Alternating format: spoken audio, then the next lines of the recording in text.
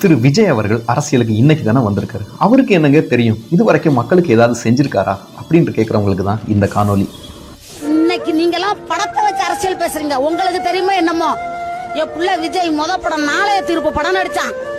நாளைய தீர்ப்பு படம் நடிச்சு அந்த படம் நடிச்ச பணத்தை 3 கிலோ அரிசி போட்டு எங்களுக்கு கொடுத்தா நாங்க வாங்கியிருக்கேன். நான் வாங்கியிருக்கேன் 30 வருஷத்துக்கு முன்ன நான் வாங்கியிருக்கேன். பிள்ளை நாளைய தீர்ப்பு படம் நடிச்சு என் மவ 23 வருஷம் ஆகுது. நாளைய திருப்பு படம் நடிச்சா அப்பயே அரசியல் அரிசி போட்டு கொடுத்தா நாங்க வாங்கணும். என் தலைவர் என் தலைவி போட்ட பிச்சை இன்னைக்கு நீ வாழ்ற.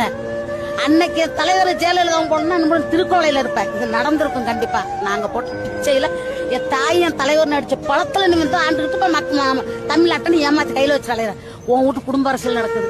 ஏன் எம்ஜிஆர் வந்தாரு குடும்ப அரசியல் பண்ணாரு, அம்மா வந்தாங்களா பண்ணாங்களா? அதே மாதிரி என் பிள்ளைய வரான் பண்ண மாட்டான். நேர்மையான அரசியல் பண்ணுவான். நேர்மையான அரசியல் பண்ணி ஏவங்க தலையெழுத்து மாறும்னு பாரு. அன்னைக்கு தெரியும்பா.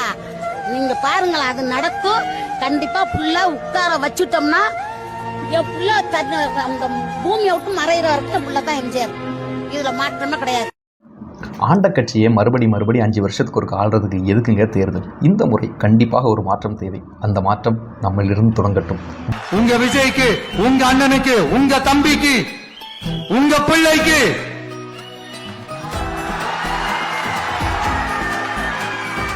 ஒரே ஒரு வாய்ப்பு கொடுங்க. தயவு செஞ்சு விசில் சின்னத்துக்கு ஓட்டு போடுங்க.